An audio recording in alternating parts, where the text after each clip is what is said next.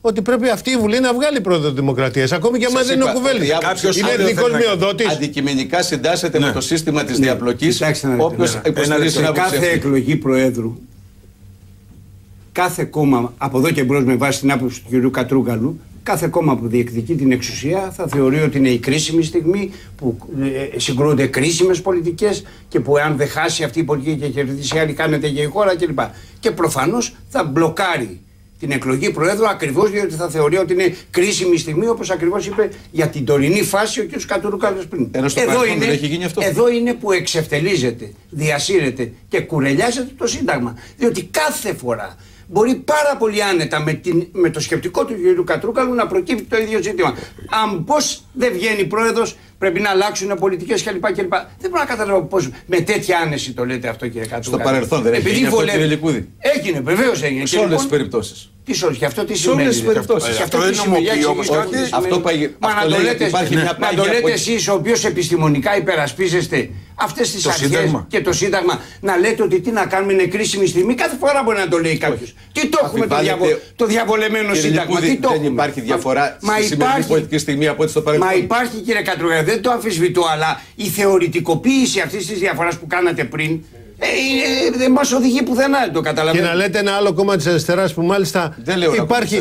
Της αριστεράς, τη Δημάρ, λέτε ότι μπορεί να είναι, ας πούμε. Δεν μιλήσατε καν προσωπικά για τον κύριο Λικούδη. Είπατε ότι είναι κομμάτι της διαπλοκής.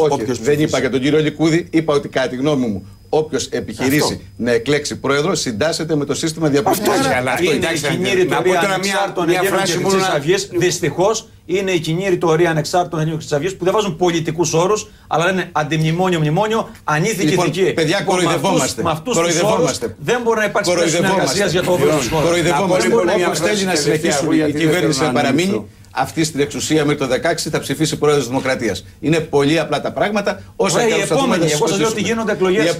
Για την επόμενη πετυχία. Αυτοδύναμο ΣΥΡΙΖΑ για τον απλό λόγο ότι το άλμα από το 27% στο 35% είναι πολύ μικρότερο από το άλμα στο 16% 27%. Και σε συνθήκες πόλωσης, και ειδικά σε συνθήκες πόλωσης που θα έχουν ένα κεντρικό ερώτημα, κυβέρνηση με κορμό τη Νέα Δημοκρατία ή κυβέρνηση με κορμό το ΣΥΡΙΖΑ, πείτε μου τι θα ψηφίσει το εκλογικό σώμα. Εγώ είμαι πάντως με αυτή την τοποθέτηση του κ. Κατρούγκαλου, το λέω ειλικρινά και δεν έχει σχέση, ούτε είναι καμιά αιχμή απέναντί του προσωπικά. Είμαι έκπληκτος. Διότι η αριστερά την οποία υπηρέτησα εγώ για δεκαετίες, ποτέ δεν είχε την άποψη ας πάμε στα σκληρά διλήμματα της αυτοδυναμίας για να κυβερνήσουμε. Αυτά τα είχε παλιότερα ο δικομματισμός, Νέα Δημοκρατία, Πασόκ, και εμείς ως αριστερά προβάλαμε σοβαρότατα πολιτικά και ηθικές αντιστάσεις απέναντι σε αυτά τα διλήμματα. Γιατί τώρα τα διλήμματα είναι πολιτικά και ουσιώδη. Τώρα είναι, το ξέρω, τώρα είναι ειδικά. Πρώτα ήταν κακά, τώρα είναι καλά. Αυτή η αντίληψη ότι θα έρθουμε αυτοδύναμοι, διότι ΑΒΓΔ, έχω την εντύπωση ότι τραβάει. Εγώ λυπάμαι, κρίμα δηλαδή, τραβάει το ΣΥΡΙΖΑ μακριά από τις κλασικές πολιτικές ηθικές αρχές που είχε πάντα η αριστερά. Ειλικρινά το λέω.